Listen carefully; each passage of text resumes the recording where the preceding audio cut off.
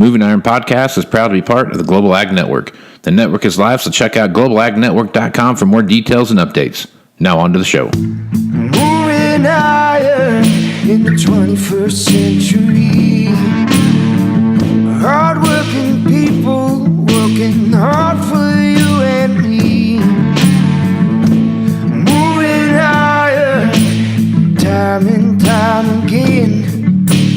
Through the years you'll find us here. Moving iron. Good morning and welcome to Moving Iron Podcast Market Rundown with Angie Setzer. Angie, how you doing this morning? Good. How are you doing? I'm doing great. There's a little bit of stuff going on here. Not like there's ever a lack of stuff going on, but there is a fair amount of stuff going on out there right now. When you start looking at weather and this record short that we've got everywhere across all the hedge funds and everybody else has really played a phenomenal number on the markets here. You know, I think corn's down almost 30 cents in 2.5 weeks or 3 weeks or whatever it is. So it took a pretty quick dive. So talk about what you see happening there on the short position side, and then talk about what you see happening with the market and some of these rains we're talking about. There's supposed to be a lot of rain this next couple of days. Yeah, it's definitely it's getting concerning, I guess you could say. And so my friend Karen Corrigan, have been joking back and forth all week about going when it's fit or going when you can get it done. And I was joking, I'm not an agronomist, but I do know that the market saw it, to where there was a planting window that took place in a lot of areas this week. Specifically the Western Corn Belt. You saw a lot on Twitter. There was some ongoing jokes about, 2-3 weeks ago, we weren't going to plant anything in Nebraska ever again, and then now you were seeing, Nebraska planters rolling and this, that, and the other thing, and just some kind of ribbing of one another that was interesting to see, but it did have an influence. We can't say that social media has zero influence on what traders are thinking or which direction they're heading. You start to see it in the market analysis stuff that we get at the end of the day. Social media is full of pictures of everyone planting, and it kind of goes back down to that whole fear of missing out, or the idea that if you see 10 guys planting on Twitter, then obviously everyone is. And that wasn't the case this week. We didn't have any wheels turn in Michigan. I'm pretty positive that most anyone and throughout, a significant area of Illinois, a good portion of Indiana and Ohio didn't turn a wheel. Your northern Corn Belt areas, your northern plains also didn't. But so we will see some planting pace on Monday. But the real thing that we're watching now is okay, that window is pretty well shut here for now until we get a new one, at least if the forecast holds steady. So right now the forecast for the 6 to 10 to 8 to 14 day window is that we're going to see much above normal precipitation with below normal temperatures in the northern belt, and maybe some above normal temperatures, but those have been pushed back. Instead of bulk of the southern Corn Belt, Iowa was split in half for quite some time this week with above normal temperatures to the south and below normal to the north. Now we're seeing that above normal temperature window kind of shift to the southeast. So the question really is, what are we looking at there, when it comes to progress? And most meteorologists and farmers are in agreement that probably not much. There's some heavy snow in the northern plains. We here in the Lansing area are looking at probably the fourth time that we will see over 3 inches of snow on record. So that doesn't happen a lot, where you get this 3-4 inches of snowfall. Obviously, it's going to melt. I mean, that's not the issue at stake, but it's not going to do well for wheat. Wheat's already struggling. The last thing it needs is 31-degree lows and poor warmth and things like that. So I'm not saying that the lows will kill it, but they're definitely not going to help it. And I know last year for us here in Michigan, we had a really steady week of planting pace take place right ahead of a really cold, heavy rain. Okay. And every single person, pretty much, if not every single, the bulk of anyone that had corn planted ahead of this really cold, heavy rain had to replant. It did not work for it. And so that'll be something else we're watching. Just because we see this planning pace come off on Monday, maybe at a higher level, some of these areas that are going to be dealing with this really cold, heavy rain that they're forecasting for the weekend, may really struggle with what the stand and all of that noise looks like when we look at it here in another couple, 3 weeks. So I think weather's going to start to trump everything, but we've got to see, what the shorts decide to do. Do they carry that short position in the month end? Tuesday is the end of the month. We're in a roll period, delivery period. Being a short is not the bad place to be going into delivery. You don't have to really worry too much about that. You just have to roll into carry if you have a short position on. So, we're not really sure what the funds are going to do, but eventually there's going to be some sort of catalyst to kind of flip that position. And at this point, it looks like weather might be the one, at least when it comes to corn. Yeah. Yeah, it's the short position they're in, and there's nothing out there that's saying they should get out of that short position. Every report that comes out just says, "Great, guys are doing great. Keep it up. Don't get out because you're doing the exactly right thing." So when these reports come out, the USDA is not doing any favors to anybody. I mean, they're just. I mean, granted, they're reporting stuff and they're not like on the side of anyone, but it's one of those things where we could sure use a positive report someplace down the road. Yeah, we could.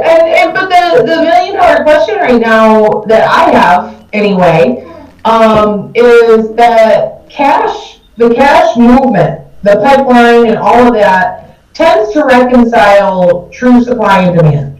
So if you look at some of the conversations that we've had this week on Twitter with some of the folks out west, Iowa and Nebraska specifically, there's a Nebraska buyer for an ethanol plant that is saying that this is the slowest pace they've seen on record for farmer sales.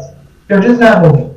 I know a certain co-op in north central Iowa, we'll say, has handled about 10% a year ago's handling. And a friend of mine that is a broker that oversees a lot of elevators, commercials, things of that nature, says right now that farmer selling is about 47% of last year and 54% of the 2-year average. So what does that mean? And so the kind of conversation or the indication on Twitter is, well, the farmer's screwed, or the farmer has generated this much income that he or she is able to survive. They went out and got loans and the MFP payment helped and they sold $10 beans, but in the next breath they talk about how the farmer didn't sell $10 beans. Right. And so we go back and forth, and to me, I'm beginning to wonder, and this, I'm not stating it as fact. It is something that's in the back of my mind right now. Could the USDA be overestimating what the farmer has on hand? Could the USDA be overestimating what the commercial has on hand? Now, a lot of people are saying it's logistical hiccups that are causing the inability to move. Folks in South Dakota, their roads are shot right now. It's springtime, blah, blah, blah. Heavy rains, things like that. Maybe that's the case, but where I come from, if the farmer's not selling, you're seeing push take place to commercials. So if the ethanol plant needs to buy grain, they're buying grain from the elevator. And at this point, you would say, okay, the commercial long is indicating that the elevators are selling, but the basis is not indicating that the elevators are selling. So there's some really, it's interesting. And I had someone come out and say, well, according to the USDA, I'm like, oh, really? No crap. We did see the USDA number. We saw the trade result afterwards. The USDA has been wrong. I'm not saying that that's the case right now, but I always point to farmers that cash reconciles actual supply and demand. And right now the cash is saying that the grain's not moving like it should. Now, why is that? Is there less there? Is it the farmer is more flush with cash? Is he tapping into his equity? Blah, blah, blah. I don't know. But we'll see. We'll learn more about what's taking place here over the next couple, 3 months, especially if we get a pop in the futures and really definitely see that, that farmer movement start to go. But it's an interesting thing that's kind of forming and will have implications on what takes place when the speculators do exit their position.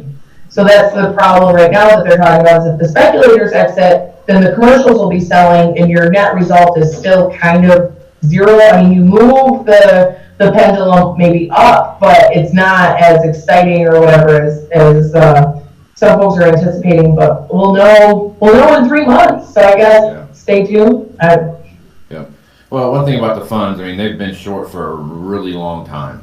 They've been in that short position for a very, very long time. And I mean, right now, if you start figuring basis and what it costs to truck everything and stuff like that, you're not too far away from just straight up $3 corn. I mean, it's that's the elevator. You know, you're really close to that.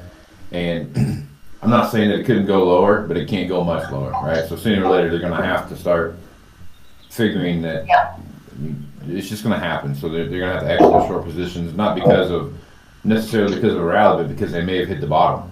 And then, you know, it bottomed out. Now they got to figure out how they're going to go back up. So, well, eventually what looks like a good sell signal turns into a buy signal, right? I mean, eventually someone's going to step in with enough money to say, why are we doing this? You know, and so it's also really interesting to see China is up big on their corn imports. If you go back into your Wayback Machine, China just found 6 billion bushel November 1st. Right. So, you know, they're up big on imports, but they just had 6 billion bushels. 6 billion, and that's just carry out. That's not, you know, I mean, so there's a lot of things that are taking place in this market structure right now that, and you see it.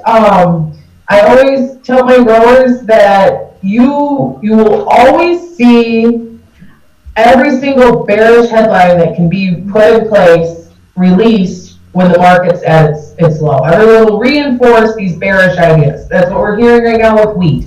Well, the hard red wheat crop's going to be 850 million bushel. It's just going to be this giant crop, and the Russian crop's going to be 84 million metric ton. And you know, you have all these people that come out, and when you're in a bearish market structure, even these superfluous ideas of production are embraced. Like, well, it's reality, right? Who cares if it's only April and acreage is down significantly and all of these things? Conditions indicate that hard red wheat should be ginormous, and this Russian trader says that their crop's going to be even bigger, and blah, blah, blah. And so everyone ignores the people that are actually in Russia saying, 80 million, maybe 77, probably more like it. I just saw a friend of mine say the Russian crop's not going to be any bigger than 17. So, I mean, is it going to be large? Probably, but that crop's made in May and June out there. They're very similar to the Michigan harvest structure. You know, and soft red wheat here in Michigan's being torn up every day. Well, it would be torn up if they could get into it. More likely, it's just being, you know, round up, and then we're waiting to see if we can get in and just get under kind of deal. You know, so there's a lot of things that I'm starting to see, and that's typically what tends to happen is a shift in trade direction starts with whispers. I always say it looks like, you know, when you start boiling a pot of water, you just get the little tiny bubbles on the bottom, and then it gets into a full boil. We're at little tiny bubble mode. So it's not boiling. You're not going to pour your macaroni in at this point in time. You're going to continue to hear about why you shouldn't pour your macaroni in. Eventually it will be, but now is the time to really kind of focus on where you would want to sell, you know, and kind of recognize that a 10% return or a 10% gain back tends to be a good number to be aware of and be aggressive on. And, you know, so that put us into that 380 front month, 390 on the front month sort of core number, put us up into that 405, 410. I'm not saying that's the high, but I'm saying you should be selling numbers at that level, and we'll have those opportunities. I feel pretty confident in seeing that, you know, here over the next 4 to 5 weeks. Yeah. Well, lots of stuff going on, Angie, so plenty of reasons to pay attention to the markets and know when to jump and when to stay. So if folks wanted to pick your brain a little bit or get some advice on what they should be doing, how would they do that, Angie? You can find me on Twitter at Goddess of Grain, or you can email me at angetsetzer@citizenselevator.com. Right on. All right. Well, have a good day, and we'll talk to you again next week. You too. Have a good one.